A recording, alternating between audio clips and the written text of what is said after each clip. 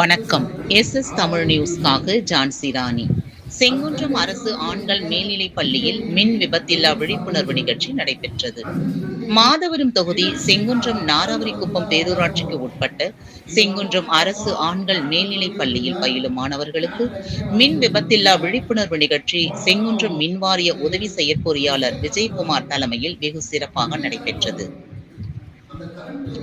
செங்குன்றம் பிரிவு 1 மின் வாரிய உதவி பொறியாளர் கமலக்கண்ணன் முன்னிலை வகித்தார். நிகழ்ச்சிக்கு சிறப்பு அழைப்பாளராக ஆவடி மின்வாரிய செயற்பொறியாளர் சவுந்தரராஜன் கலந்து கொண்டு சுமார் 300க்கும் மேற்பட்ட அரசு பள்ளி மாணவர்களுக்கு மின்சாரம் எவ்வாறு உபயோகப்படுத்த வேண்டும், எந்தெந்த இடத்தில் முன் எச்சரிக்கையாக இருக்க வேண்டும், மின்சாரத்தினால் ஏற்படும் மின் விபத்தை குறித்து தீவிர விழிப்புணர்வு ஏற்படுத்தி சிறப்புரையாற்றினார். இந்நிகழ்ச்சியில் ஆசிரியர்கள், மாணவர்கள் உட்பட மின்வாரிய ஊழியர்கள் கலந்து கொண்டனர்.